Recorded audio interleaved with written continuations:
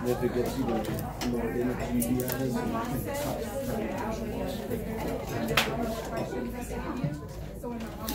same as shingles. Shingles would be nice.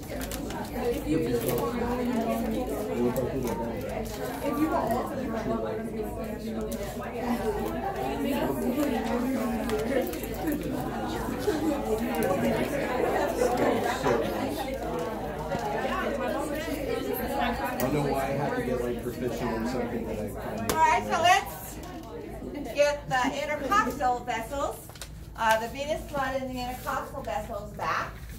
And so for the anterior view, we have the internal thoracic veins, all right, which are going to carry blood up, and what the veins that drain into them are the anterior intercostal veins. So we're just kind of going backwards from how we said that's that before. So we're going to take our anterior intercostal veins and drain them into the internal thoracic, which is going to empty into the superior vena cava just a little bit below where it's formed. So either into the brachiocephalic, actually I'll make it go up into the brachiocephalic because that's what it does more often.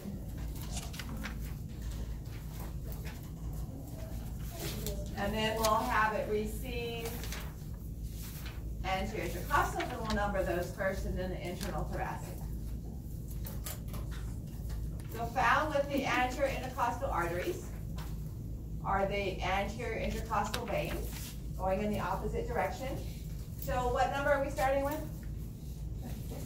26? Okay. So 26 will be the anterior intercostal veins.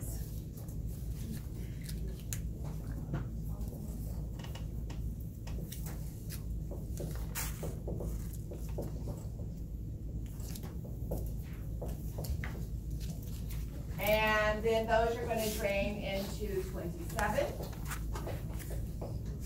which is internal thoracic veins.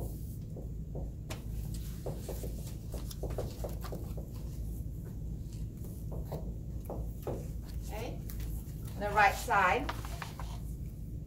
And then the left side, it's not showing it here, but it's going to come up into the brachiocephalic vein as well. Okay. In fact, I'll draw that, and then I'm going to draw a different diagram for the posterior view, just because it's too confusing to have it on top of itself.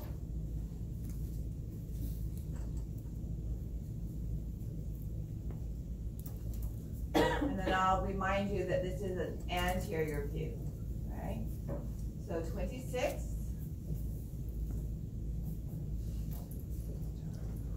And 27. Okay? So anterior thoracic, you're not seeing the anterior view on the right, on the left side there.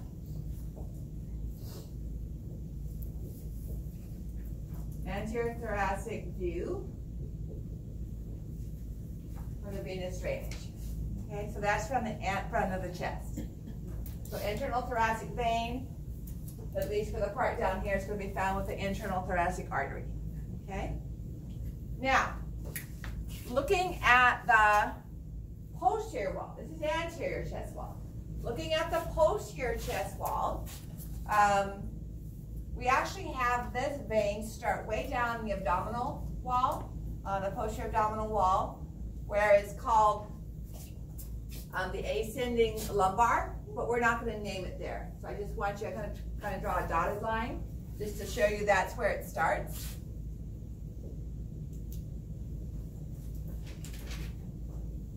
You won't think it just automatically starts at the chest cavity. And then it's going to travel up the posterior wall of the thoracic cavity, actually close to the bodies of the vertebra. And it's this one right here. It's going to empty into the superior vena cava. So our next number is 28. So this is 28. And this is 28 as well. Actually, well, we'll leave it at that. And then draining into that vessel are the posterior intercostal. So this is our posterior intercostal wall, or rather our posterior thoracic wall. Now, to tie it back into what we saw with the arteries, our posterior intercostal arteries were a branch of what? The thoracic aorta. And they came off the back of the thoracic aorta. We have no inferior or superior vena cava in here, because they both empty into the right atrium of the heart. So we have no large vessel here for those veins to empty into. So instead, the posterior intercostal veins are going to empty into this vessel here on the right side. So 28 is going to be, is called the azygous vein.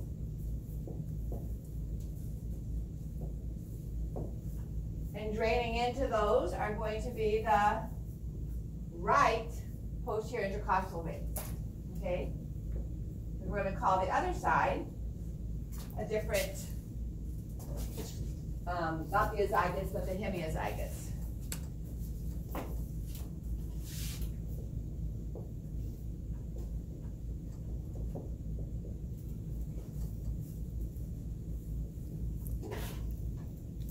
And then that would empty into the superior vena cava.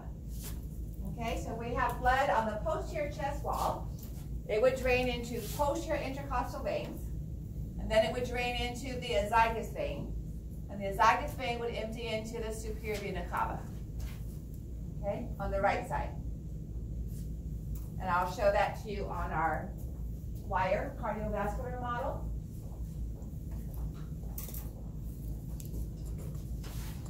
Remember, we saw the internal thoracic artery giving off the anterior intercostal arteries here.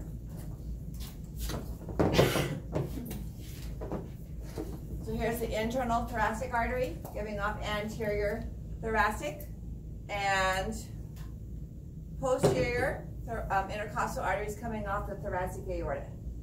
So right now we're looking at the right chest from the back. So that's going to be here. All right, and so this is the azygous vein right here, emptying into the superior vena cava, and it's not showing any of the veins, but it would be receiving the posterior intercostal veins. So that's anterior chest for internal thoracic, posterior chest for azygous. Okay, so even though they look almost identical, one's in the anterior aspect of the chest wall, and the other's in the posterior aspect of the chest wall. And we would have the vertebral bodies here. So now on the left side, starting in the posterior abdominal wall, picking up the intercostals when we get to the chest, we have the hemiazygous. And it's going to pick up posterior intercostals from the left side. And it's going to cross over the vertebra behind the heart and empty into the azygous.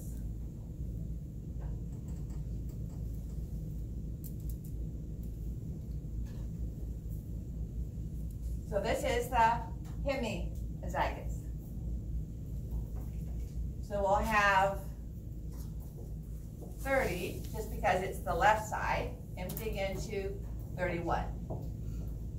So 30 are the left posterior intercostals, otherwise exactly the same.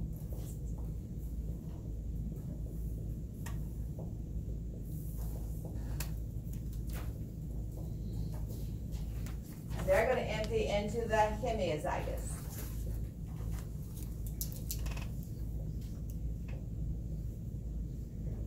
And then the hemiazygous is going to empty into the azygous.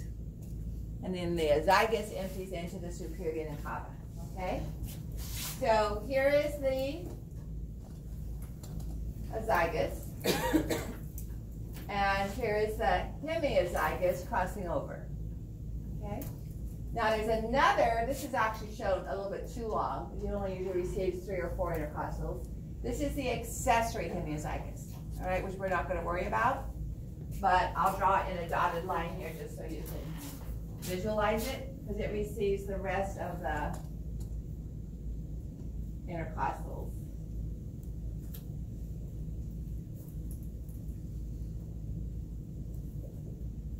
And that's the accessory hemizygous. So we're just going to do azygous on the right posterior chest wall, hemiazygous on the left, and it empties into the azygous, and then from there goes into the superior vena cava.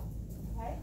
Now, if we look at the heart models, you probably never noticed when you were studying them that the superior vena cava had this little branch right here, draining into it. So here's superior vena cava. This would be the right brachiocephalic. This would be the left brachiocephalic. And right there, that's the azygous, emptying into the superior vena cava. Okay? That's how we drain the posterior chest wall. No inferior vena cava at all in any of the drainage above the diaphragm. Okay? The superior and inferior vena cava is going to empty into the heart, but it's carrying all the blood from the lower limbs, the pelvis, and the abdomen.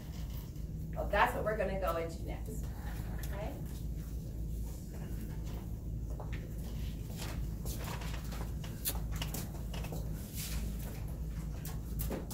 So this is the wire model.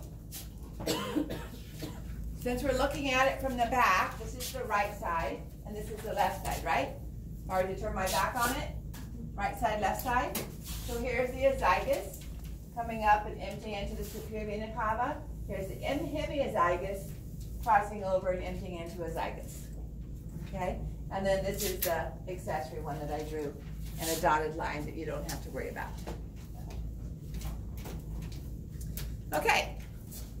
So let's do it in the same sequence that we did it with the artery. So instead of starting at the lower limbs, because your lecture notes are not in that order, we'll do the abdominal cavity, and then we'll bring the lower limbs up to the inferior vena cava. Okay? Now,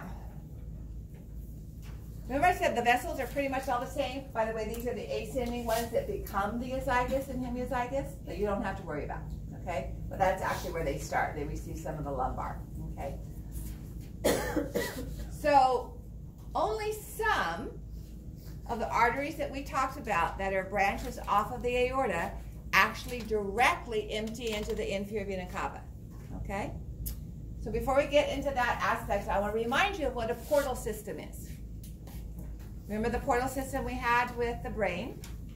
The purpose was to provide 2 beds of capillaries so that we didn't have to make an extra trip to the heart and back again. All right? We see the same thing happening in the digestive system. So where do we absorb nutrients? In the small intestine, okay?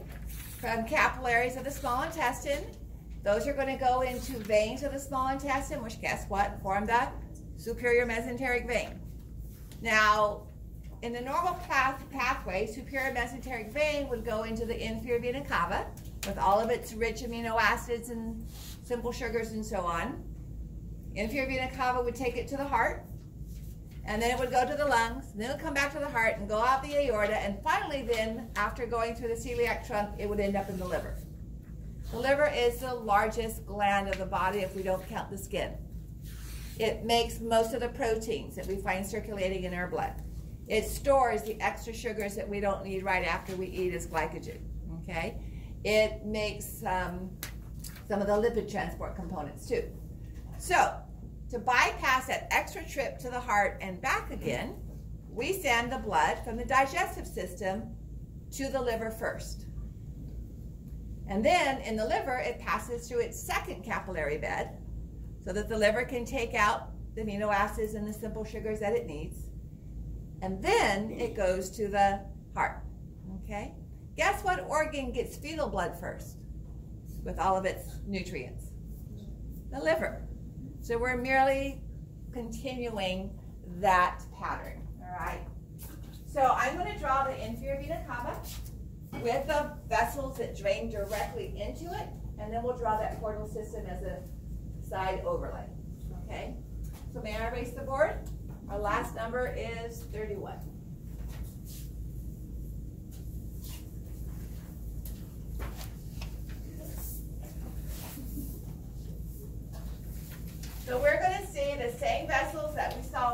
Monday night, with the exception that instead of a celiac trunk, we're going to get rid of the celiac trunk. There's no celiac vein. And we're going to not replace it with, but we're going to add the portal vein. Okay? We're going to lose celiac trunk, and we're going to add an additional new vessel, which is the portal. Everything else, name-wise, is going to be the same. So drawing this as blood is returning to the heart, the inferior vena cava is formed by the union of the common iliac veins. And I'll number them when we get to the pelvis. All right, we have the diaphragm, and the inferior vena cava only passes above the diaphragm for about an inch before it empties into the right atrium, unlike the aorta. So we're going to start from the inferior aspect of the inferior vena cava.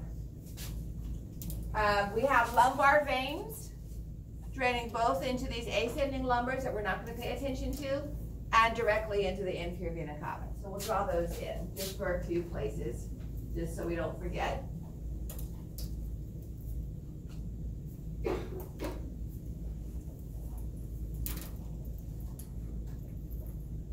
They're actually coming into the back of the inferior vena cava, if we're going to be picky about that. So this will be 32.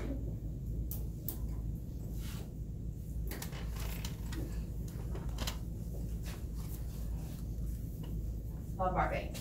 Those drain into the inferior vena cava. Inferior mesenteric vein does not. So I'm not going to draw it going into the inferior vena cava. Okay? The next set, if we're going up in the descending order of the arteries, were the gonadals, the ovarian or the testicular. So to prepare for that, I'm going to draw in our renal veins.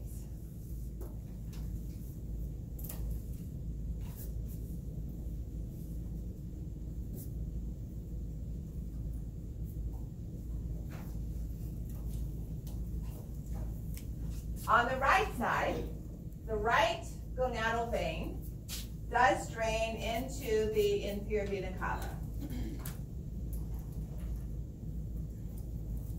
So that is number 33. And I do want you to know left and right separately here because they have a different pathway. Okay? So 33 is going to be the right gonadal vein.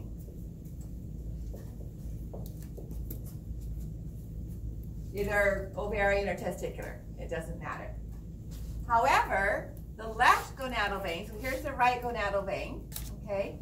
The left gonadal vein goes directly into the renal instead of going into the inferior vena cava. It's not part of the portal system, but it does not go directly into the inferior vena cava. So 34 is going to be the left gonadal vein, going into the left renal vein.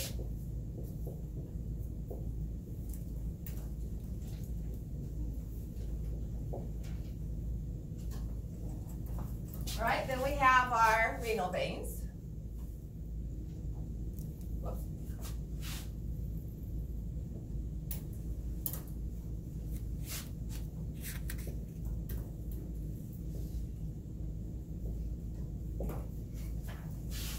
And you can see the adrenals up here, so I'll draw those in green again. But we're not going to worry about middle, superior, or inferior. We just call them adrenal veins. And they're variable, okay? So here you can see one's draining into the aorta, here another one's draining into the renal vein, but we don't call them any different name, just adrenal.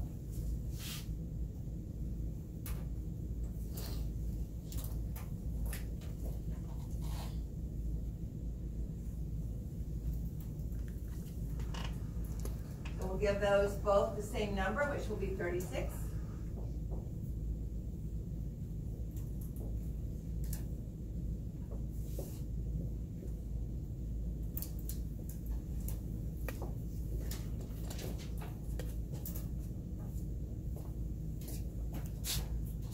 Now the next thing we should see is the superior mesenteric. That also does not empty into the inferior vena cava. It's going to head over to the liver first. So we do not see it going into the inferior vena cava. Neither do the celiac, splenic vein, okay, gastric veins do not empty into the inferior vena cava. At the very top, near the diaphragm, coming from the top of the liver, we finally see hepatic veins. All right, so after all the digestive venous blood has gone through the liver, we will see 2 to 3 inferior hepatic veins emptying into the inferior vena cava at the very top of the liver. So this will be 37 hepatic veins.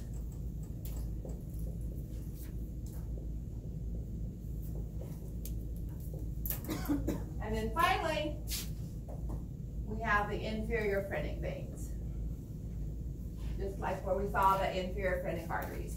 So that will be 38.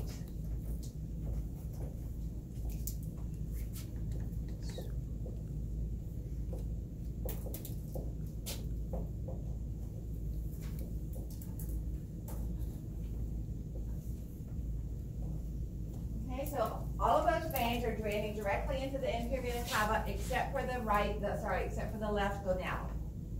So if I ask you a question, which of the following veins drain into the inferior vena cava, or all of the following do except? The adrenal veins may or may not, but they certainly can. So that would not be an except, okay? Because we don't call them a different name if they don't.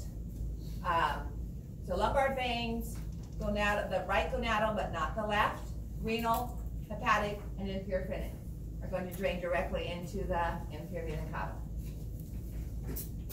So let's take a look now at what does not. And that's our portal system, which we'll deal with more when we get to the digestive system.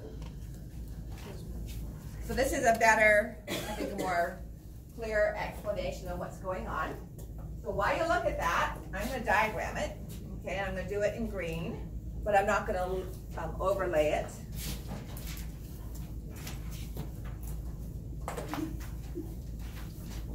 So we have the superior mesenteric vein draining blood from the same organs that the artery supply. So carrying all the nutrients that we absorb into the small intestine, including the water that we take up from the large intestine and vitamin K from the bacteria. All right, that's going to form the superior mesenteric vein. And obviously I've left out a lot of branches. And I'm going to draw it first and then we'll label it, okay? Superior mesenteric vein is going to join with the splenic vein, which is not a digestive, but it's where we store extra blood cells.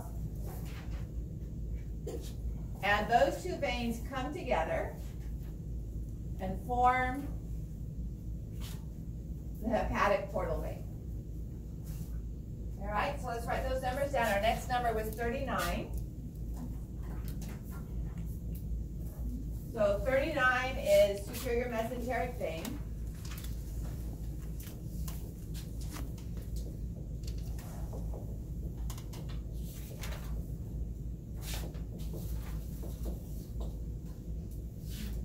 It's going to join with 40, which is the splenic vein, and you're going to find it with the splenic artery. And the two form a very large, it's bigger than my thumb,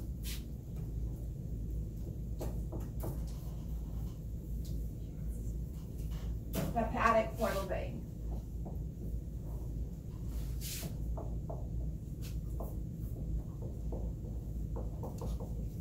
Now, oftentimes the word hepatic is left off, and it's just called the portal vein. But you will not get any credit if you leave off the word portal and call it the hepatic vein. Because the hepatic vein is not here, the hepatic vein is up here leaving the liver. Hepatic portal is carrying blood into the liver, okay? So they're two completely different purposes. Coming into the coming into the splenic, we have a much longer inferior mesenteric vein than we have for artery. So it has to come all the way up here. and it's formed by the superior rectal and by the left colic.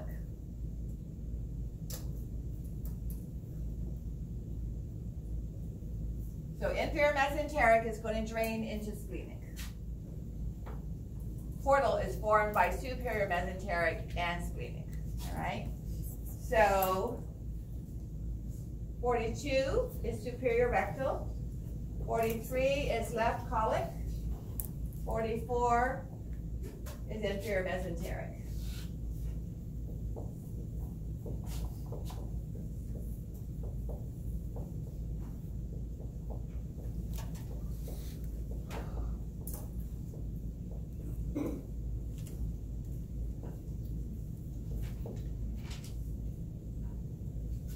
Now, we haven't talked about gastric. And we have the left gastric was a major branch of our celiac trunk. And I'm not going to test you on this, all right? As far as identifying, but in a the gastrics actually come in and empty into the hepatic portal vein like that. Okay? So I'm just going to write those in. Right and left gastric veins.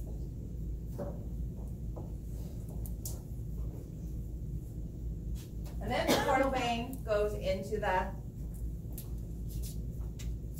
liver. So if we look at that chart,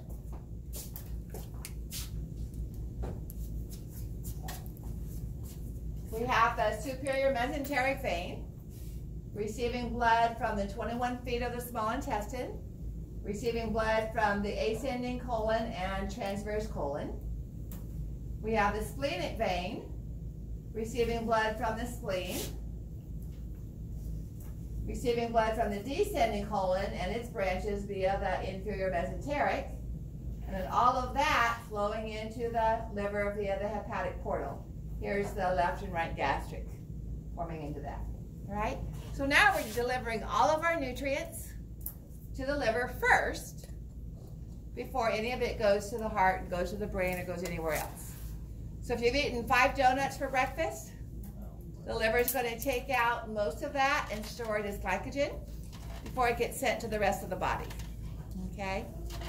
And if it's been 6 hours since you've eaten, the liver will dump glucose back in and it'll go into the inferior vena cava.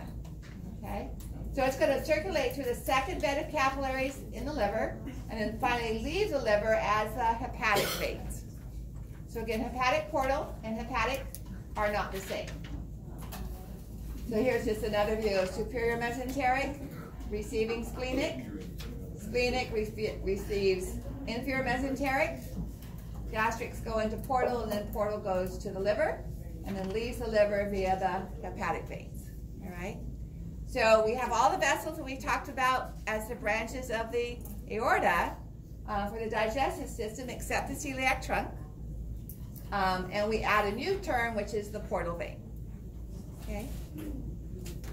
All right. Now let's just, here's our last question. We're going to do pelvis and then finish up with the lower limb. And it'll take me, after you answer the question, it'll take me about 17.3 minutes. This is a real basic question, but it's one that you'll see on the exam in some form or another.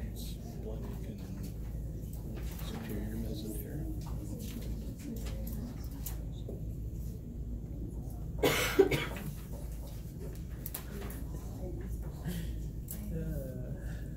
And if it helps you to keep track,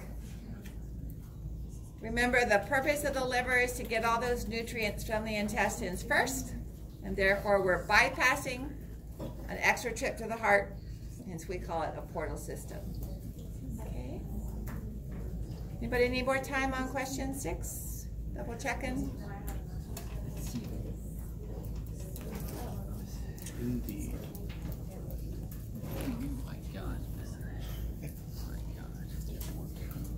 So I talked about liver disease. I don't get if I did this to you or Tuesday, Thursday only. Anyway, we talked about varicose veins when we're talking about blood vessels. So these are varicose veins of the abdomen. As superficial vessels contain blood that is backed up because the liver disease causes increased scar tissue. Epithelial tissue dies and is replaced by collagen fibers from the fibroblasts. And here is the esophageal veins draining into the liver, so that can cause varicosities in the esophagus, which can bleed into the stomach. And it can cause vessels to, blood to back up into superficial veins of the abdomen and cause varicose veins in the abdomen. Now this could be alcoholism, it could be liver cancer, it could be severe hepatitis, whatever's causing disease tissue in the liver. This is known as caput medusa. You recall the Greek mythology creature, that woman that had the snakes for hair, and somebody thought it looked like the coiling snakes in statues of Medusa. All right, so another place that can get varicose veins are in the rectum, well, basically the anal canal. And this leads us back to what we talked about on Monday with the pelvic vessels, the middle rectal and inferior rectal veins. All right, so internal hemorrhoids are due to varicosities of the middle rectal vein. External hemorrhoids, what you see here, are due to varicosities of the inferior rectal veins. So the same passageway, just in reverse, that we talked about for the arteries. Removal of hemorrhoidectomy, which is removing the tissue that has the hemorrhoids in it, is the bloodiest surgery I've ever seen. Basically, so when a woman gives birth, if she's using stirrups and all that, or having a pelvic exam, her legs are up on stirrups. And same with the guys that are having, because it tends to be guys more that have hemorrhoids. And they just had, this guy was having surgery. I was in nursing school and just observing the OR, and they had a big metal bucket on the floor, and it was about third filled with blood. And it was just trying to get rid of all of the varicose veins there. All right, so let's take a look at, here's the arteries we talked about. So we have the superior rectal artery from the inferior mesenteric to the top of the rectum. We have the middle rectal artery coming off the internal iliac. And we have the inferior rectal arteries coming off of the internal pudendal, which itself is a branch of internal iliac. All right, so we're just going to see that in reverse when we look at the veins. So here we have the common iliac formed by the union of internal iliac and external iliac. Superior rectal vein is going to drain into inferior mesenteric, and then into splenic, and then into hepatic portal. Middle rectal is going to drain into internal iliac. Inferior rectal is going to drain into internal pudendal, which then drains into internal iliac. Okay? I think that's the one that that's the one that I'm going to draw. So let me erase the board. Are you guys done with this one? Okay.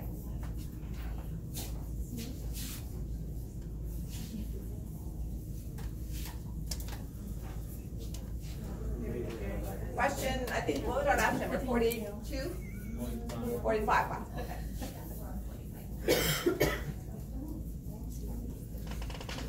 The only reason I remembered it is because I see All right, so we have, maybe it'll be easier if I draw the rectum there.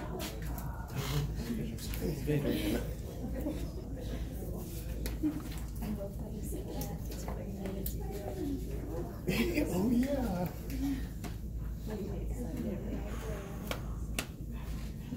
So what was the number for superior rectal? 42. Okay, so there's superior rectal.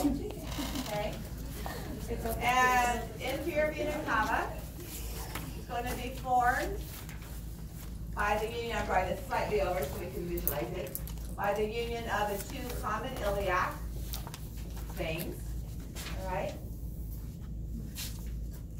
Common iliac is going to be formed by the union of external iliac and internal iliac. I'm going to number those as we get up to them. All right. So then we have draining into internal iliac, we have the obturator vein, just like the obturator artery that we saw.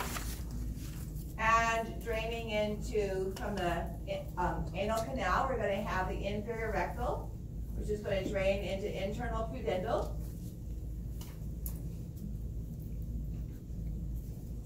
Internal pudendal is going to drain into internal iliac, as is middle rectal. Okay? So 43 drains into, 46, right? 45. 45 drains into, that's an inferior rectal.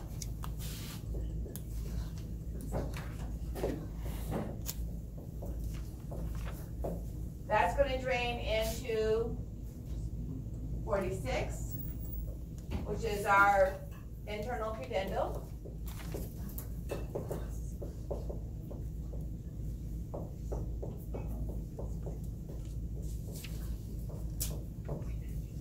Which is going to drain into 47,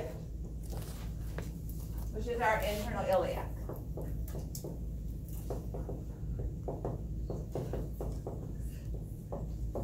Also draining into internal iliac will be our middle rectal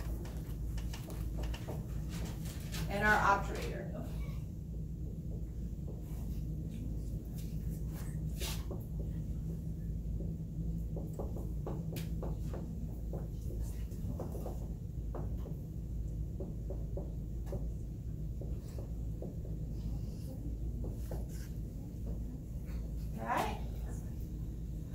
So 47 was internal iliac, external iliac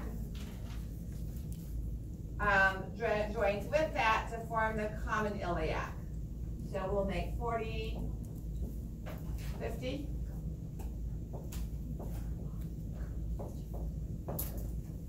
So 50 is external iliac.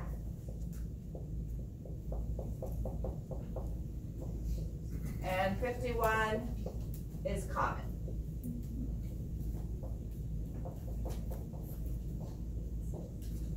Okay? So, inferior rectal to internal pudendal to internal iliac. Draining into internal iliac is also middle rectal and obturator. Okay? Those are the ones that you need to identify. They're the same ones for arteries. But as in that earlier quiz question, all the other organs of the perineal and pelvic area drain into internal iliac as well. Okay? So uterine veins and vaginal veins and the prostate veins and all of those are all going to go, any organ that's in the perineal or pelvic cavity are going to drain into internal iliac. Okay? Which would then empty into common iliac, inferior vena cava, and up to the heart.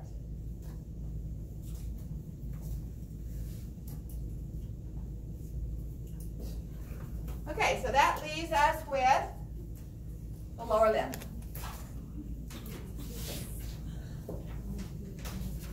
I'm going to start at the bottom of the foot, on the top of the foot, and go up to the external iliac.